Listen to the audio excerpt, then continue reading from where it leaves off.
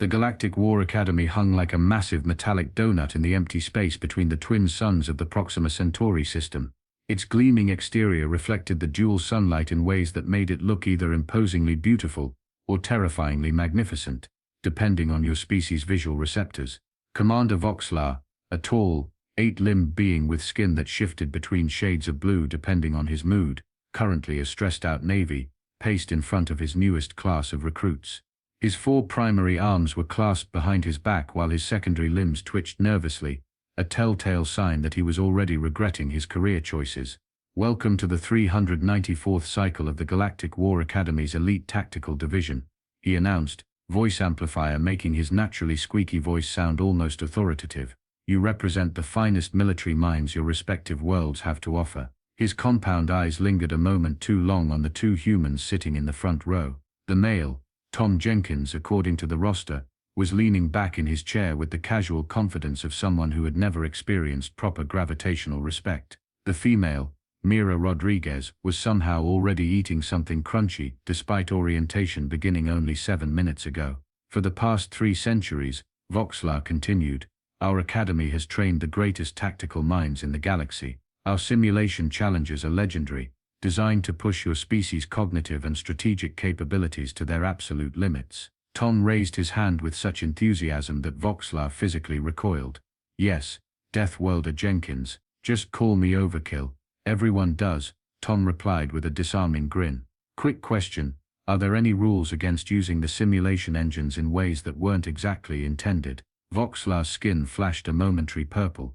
"The simulations are designed to test legitimate military strategies, not creative interpretations of the parameters. So that's a no." Mira, or Chaos Theory, as her file inexplicably labeled her, chimed in, still munching on what appeared to be dehydrated fruit. Voxlar chose to ignore this exchange and continued his orientation. "Tomorrow, you will be divided into mixed species teams to tackle our most prestigious challenge, the Decade War simulation. The current record for completion stands at 8 years, 3 months, and 16 days of simulated time." The assembled alien students chittered and hummed in respect. The humans exchanged a look that made Voxlar's exoskeleton itch. He'd heard stories about Deathworlders, of course, beings from planets with such hostile conditions that their evolution had taken decidedly aggressive turns. Humans in particular came from a world so inherently dangerous that the Galactic Council had initially classified Earth as uninhabitable, until discovering an intelligent species had somehow thrived there. Voxlar tried to shake off his concern. After all, what was the worst that could happen in a controlled simulation? The Tauron-Veld conflict simulation represents one of the most complex military challenges in recorded galactic history, Commander Voxlar explained, standing before the hollow display in the briefing room. Tom Jenkins, Mira Rodriguez, and their assigned teammates, Flancy, a spindly six-eyed strategist from the methane swamps of Betelgeuse 4, Chiest, a silicon-based lifeform whose translucent body housed advanced organic computing networks, and Dormal, a bulky amphibian diplomat, whose species communicated primarily through color patterns rippling across their skin, were seated around the tactical table. "You will command the galactic peacekeeping forces against the simulated Tauron Empire," Voxlar continued. "The conflict spans 47 star systems, involves 17 different species with competing interests, and includes complex supply chains, political alliances, and technological disparities." Flancy was already taking meticulous notes,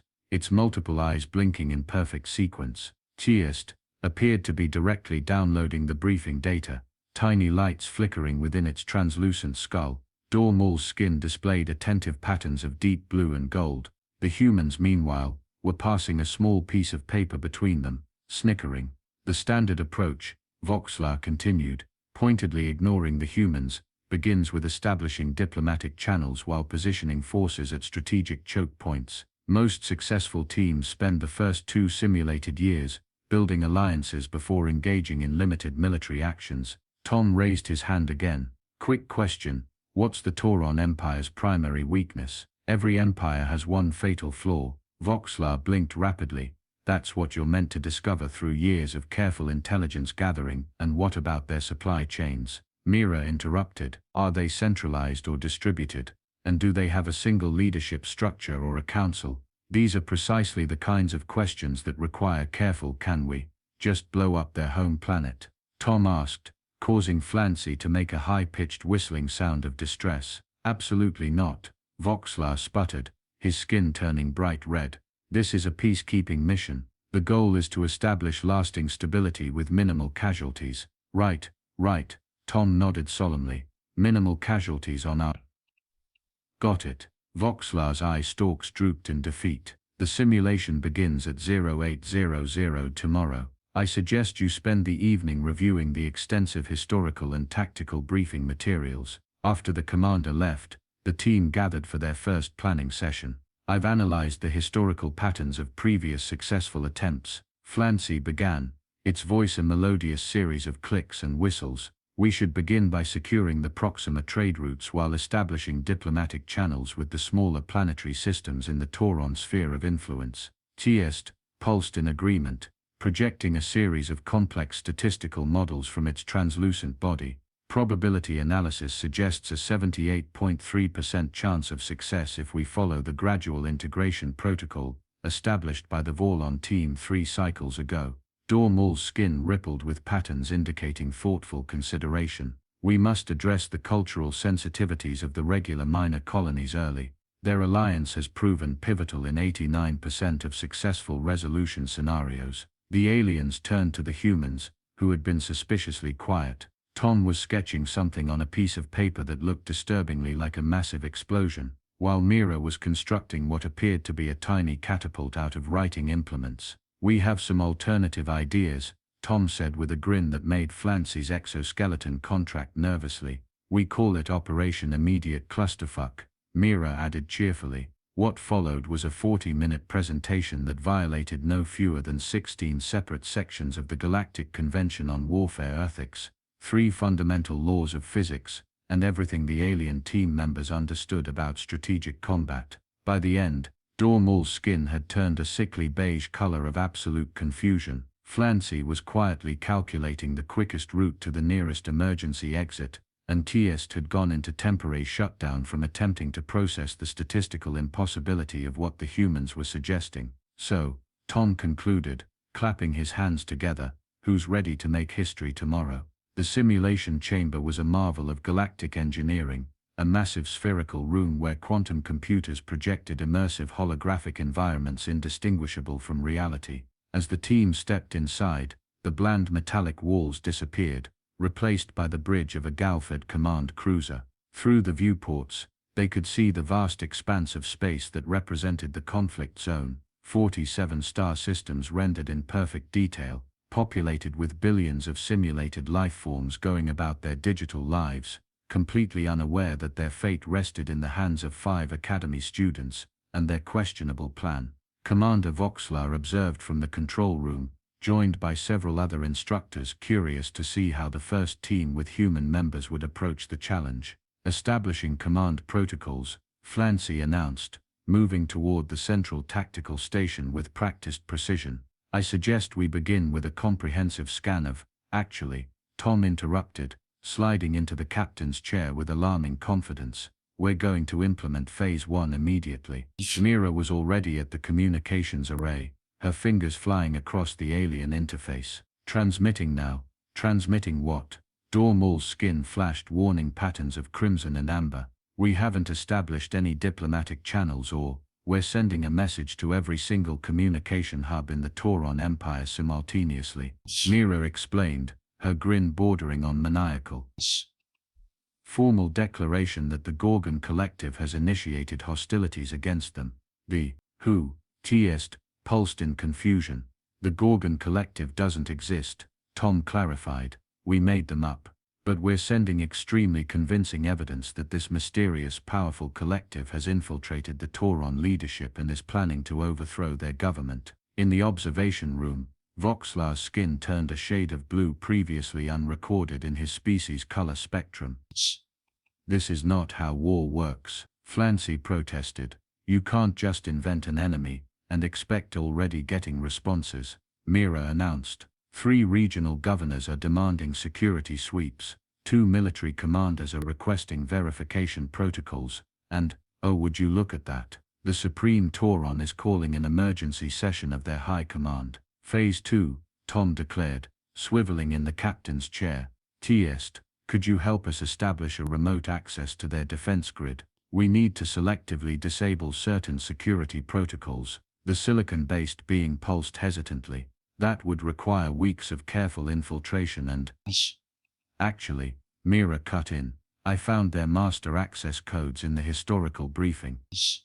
They never changed them after the Ursa Minor incident 3 decades ago. That's comsit. Inner lights flickered in disbelief. That's completely unrealistic. No advanced civilization would maintain the same security protocols after a breach. You'd be surprised, Tom muttered, then louder. Phase 3. Dormul, we need you to compose a series of fake diplomatic cables between Tauron officials that suggest internal conspiracy. The amphibian diplomat's skin displayed patches of ethical concern mixed with professional curiosity. Creating false diplomatic documentation is a violation of at least 17 interstellar conventions. Only if you get caught, Mira pointed out reasonably. In the observation room, one of the junior instructors leaned toward Voxler. Should we stop them? This approach has never been attempted before. The simulation is designed to accommodate unconventional strategies, Voxler replied, though his rapidly shifting skin coloration betrayed his anxiety. Let's see where this goes. What followed was 30 minutes of the most chaotic improvisational and decidedly unmilitary approach to conflict resolution ever witnessed at the Academy. The humans manipulated information flows, redirected supply ships, and fabricated evidence of conspiracies with a casualness that horrified their alien teammates. This cannot possibly work, Flancy insisted, all 6 eyes wide with disbelief as they watched 3 Tauron battle fleets change course to investigate non-existent threats. Yet, improbably, it was working. The simulated Tauron Empire, faced with what appeared to be simultaneous internal conspiracy, external threat, and systematic failure, began to fracture exactly as the humans had predicted.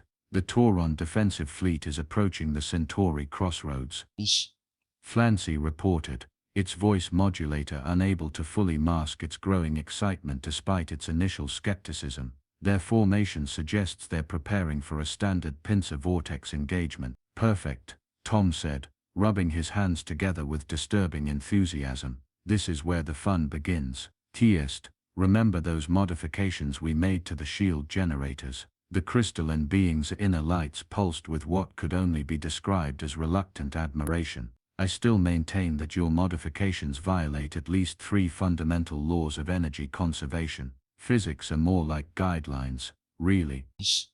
Tom quipped, especially when you're creative. Mira, are the probes in position? Mira nodded, her fingers dancing across the tactical interface. All 27 probes in place, each one rigged exactly as specified. In the observation room, Commander Voxler was being attended to by the Academy's medical staff after experiencing what his species called a chromatic episode. His skin had cycled through colors so rapidly that it had temporarily rendered him unconscious. They've modified standard sensor probes to function as pseudo-singularity generators, one of the technical observers explained to the other instructors. That's not even possible in the simulation parameters. Apparently it is if you reroute the graviton emitters through the subspace communication array, while simultaneously inverting the polarity of the shield harmonics, another replied, furiously taking notes. Back on the bridge, Dormul's skin displayed a complex pattern that roughly translated to fascinated horror. The Tauron fleet is approaching the trap zone. Execute Operation Newton's Revenge, Tom commanded. Mira pressed a sequence of controls, and across the tactical display, the 27 modified probes activated simultaneously. The space around the Tauron fleet suddenly warped, creating what appeared to be localized gravity wells that pulled the ships toward each other. That's not how gravity works, Flancy protested. It is now, Mira replied with a wink. As the Tauron ships struggled against the unexpected gravitational forces, Tom implemented the second phase of their improbable plan. Now, let's introduce our trump card, activate the Phantom Fleet. Test, now fully committed to the humans' madness, initiated a program that generated false sensor readings throughout the Tauron detection grid. Suddenly, Their sensors showed thousands of incoming enemy vessels appearing from multiple vectors. The simulation AI should recognize this as a simple sensor ghost, one of the instructors muttered. It would, another replied, except they've somehow synchronized the phantom readings with actual gravitational anomalies created by those modified probes. The simulation thinks they're real because it's detecting actual physical effects. On the bridge, the alien team members watched in disbelief as the formidable Tauron fleet, a force that previous simulation teams had spent years carefully containing through conventional tactics, fell into complete disarray. Their command structure is breaking down, Flancy reported. All 6 eyes widened in disbelief. Regional commanders are acting independently. Defense grids are being reallocated chaotically. That's because we also sent false orders to half their command ships, Mira explained casually, as if this level of information warfare was perfectly normal. They think the orders are coming from their high command, but actually, it's just us. But the authentication protocols, were designed by beings who think linearly, Tom interrupted. No offense. The alien teammates exchanged glances. Despite their initial horror at the humans' methods, they couldn't deny the effectiveness. The simulated conflict that was supposed to take years to resolve was unraveling at an unprecedented rate. I believe, Dormal said, skin patterns shifting to indicate thoughtful adaptation, that I may have some additional suggestions that build upon our human colleagues' approach. Tom grinned. Now you're getting it. Let's hear it. What followed was a rapid exchange of increasingly outlandish tactical ideas as the alien team members, infected by the humans' creative chaos, began contributing their own unconventional approaches. In the observation room, the recovered Commander Voxlar watched with a mixture of professional horror and reluctant admiration as decades of careful military doctrine were casually disregarded, in favor of solutions that resembled the plot of an entertainment holo rather than proper military strategy. They're turning warfare into performance art, he muttered, skin shifting to a resigned lavender. The Tauron Supreme Council has requested emergency negotiations, Dormal announced, skin rippling with patterns of professional satisfaction. Their diplomatic channels are lighting up across all sectors. Excellent, Tom replied, leaning forward in the captain's chair. Accept the communication but route it through the modified translation matrix first. Flancy's eye stalks quivered in alarm. You're not seriously planning to manipulate official diplomatic communications. Not manipulate, Mira corrected, already implementing the changes. Just enhance certain emotional undertones while minimizing others. Perfectly ethical. That is literally the definition of manipulation, Tiest pointed out, inner lights pulsing in what had become a strange mixture of horror and fascination. Details, Tom waved dismissively. Now, remember everyone, when the Tauron Supreme appears, we need to look completely surprised by their aggression. Their aggression. Dormal's skin displayed confusion patterns. They're the ones requesting peace talks, yes, but they don't know that we know that they think we think they're the aggressors, Mira explained, as if this clarified anything. Before the aliens could unpack that linguistic nightmare, the main view screen activated, revealing the imposing figure of the Tauron Supreme, a massive ridgeback being with ceremonial armor and eyes that glowed with artificial enhancements. What followed was perhaps the most bewildering diplomatic exchange in the history of the simulation. The humans responded to every peace overture with apparently sincere confusion, repeatedly referencing events that had never occurred, and alliances that didn't exist. We were as shocked as you are by the Gorgon Collective's actions, Tom said solemnly to the increasingly frustrated Tauron Supreme. And while we cannot condone your decision to weaponize space jellyfish, we are willing to overlook it given the current crisis. Weaponized what? The Tauron Supreme's translator struggled to process the concept. We have issued no such directive. Of course. Of course, Mira nodded sympathetically. The rogue elements within your military wouldn't have informed Central Command. Very compartmentalized, we understand completely. In the observation room, one of the psychology instructors was frantically taking notes. They're implementing a multi-layered gaslighting strategy combined with fictitious shared history creation. It's making the simulation AI recalculate its entire approach to the conflict. Can the AI even experience confusion? Another instructor asked. It wasn't programmed to, the psychology expert replied, but I think the humans just accidentally taught it how. Back on the bridge, the alien team members had moved from resistance to active participation in the human psychological warfare campaign. Perhaps, Flancy suggested, with a newfound appreciation for creative tactics, we should express concern about the stability of the spatial rifts near their home world. Spatial rifts that don't exist, Tiest clarified, then added with uncharacteristic enthusiasm. But could be simulated with targeted sensor manipulations and carefully timed energy discharges. Exactly.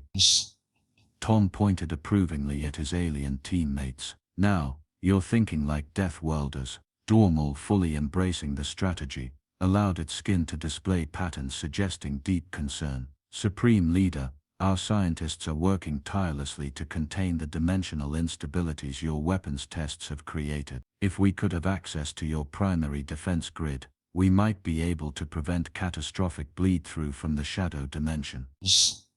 The Tauron Supreme's expression shifted from confusion to alarm. What shadow dimension? Our scientists have detected no such phenomenon. Oh dear, Mira whispered loudly enough to be heard. They don't even know. The cumulative effect of this coordinated psychological assault was devastating. Within minutes, the Tauron leadership, designed to be logical, methodical opponents, was reduced to reactive panic. Security protocols were abandoned as they desperately sought to understand threats that didn't exist and contain breaches that had never occurred. This is the most elegant form of warfare I've ever witnessed, Flancy admitted, all six eyes blinking in astonished appreciation. The best victory is the one where your enemy defeats themselves, Tom said with a sage nod. Sun Tzu, Tiest, inquired. Nas.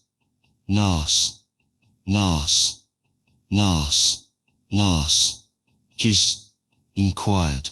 Nas. In course. System-wide surrender signals detected across all Tauron territories, Tiest announced, its crystalline body pulsing with bright blue light that could only be interpreted as excitement. The last holdout in the Orion sector just transmitted their unconditional capitulation. Mira checked the mission clock and whistled. 47 minutes. Not bad. Flancy's voice modulator struggled to convey the appropriate level of disbelief. The previous record was over 8 years of simulated time. To be fair, Tom said, leaning back in the captain's chair with casual satisfaction, we did have some advantages previous teams didn't consider, such as a complete disregard for established military doctrine, ethical guidelines and the laws of physics. Dormal suggested, its skin displaying a pattern that somehow communicated both exasperation and admiration. Exactly. Nas. In course. Simulation environment. Dissolved around them. Nas. Dissolved around them.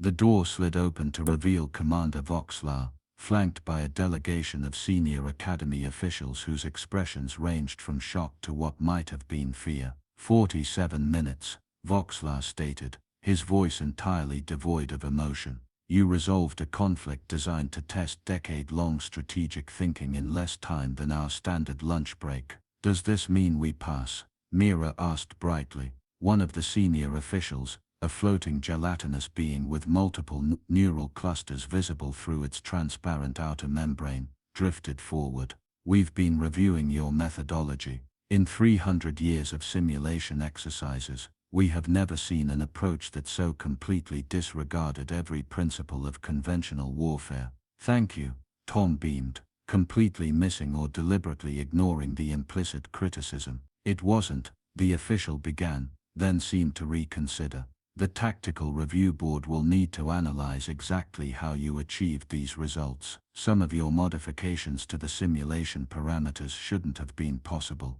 Tiest's lights dimmed slightly in what might have been embarrassment. The human approach to system limitations is uniquely creative. The debriefing that followed was unlike any in the Academy's history. Technical experts attempted to understand how the team had manipulated gravitational simulations using communication protocols. Psychological specialists reviewed the unprecedented effectiveness of what they were now calling human-style information warfare. Military historians debated whether any of what had occurred could actually be classified as warfare at all. "I still don't understand," Commander Voxlar admitted, his skin cycling through confused shades of blue and purple. Yas, yas, yas, yas, yas, yas, yas, yas, yas, yas, yas. Due to quantum entanglement feedback from their weapons systems. "Oh, that part was actually Flancy's idea," Tom said proudly, giving his alien teammate what humans called a fist bump, and what Flancy's species would classify as mild assault. "It was a natural extension of the humans' approach," Flancy explained, somehow managing to sound both apologetic and proud. "Once I understood that we were creating problems for the enemy to solve rather than solving problems ourselves, the application was obvious." As the debriefing concluded, the Academy's Grand Marshal herself made an appearance, a rare honor typically reserved for graduation ceremonies. The ancient Arcturian's exoskeleton bore the marks of countless real military campaigns, her compound eyes reflecting centuries of wisdom. "In light of today's unprecedented results," she announced, her translator barely keeping up with her rapid clicking speech, "the Academy will be implementing new simulation protocols specifically addressing what we are tentatively calling Deathworlder approach limitations. They're naming rules after us already," Mira whispered to Tom. "That's got to be some kind of record too." The Grand Marshal fixed her compound eyes on the humans. "Your species' approach to conflict resolution is disturbing, innovative, and apparently devastatingly effective. Whether this represents the future of galactic peacekeeping, or a troubling aberration remains to be seen." As they left the debriefing chamber, Dormal's skin displayed what had become its new favorite pattern, a swirling mixture of respect and concerned confusion, that it had developed specifically for interactions with its human teammates. "I'm curious," the amphibian diplomat asked as they headed toward the Academy's commissary. "On your world, is this approach common? Do humans typically disregard established methods in favor of whatever it is you did today?" Tom and Mira exchanged a look. "Actually," Tom admitted with a sheepish grin, "by human standards, our approach was pretty conservative." The news spread quickly throughout the Galactic War Academy. By evening meal, the story of the Deathworlders who had broken a decade-long simulation in under an hour had reached every corner of the station. Senior students regarded the humans with a mixture of awe and apprehension. Instructors hurriedly revised their teaching materials, and somewhere in the administrative section, a very tired Commander Voxlar was filling out forms for an unprecedented number of simulation parameter adjustments. A legend was born, and with it a new understanding of why planets classified as Deathworlds produced species that approached conflict in ways that defied conventional logic. When your evolutionary history is one long battle against your own planet, it seems the rulebook gets thrown out the airlock. And the humans, they were already asking about the next simulation challenge.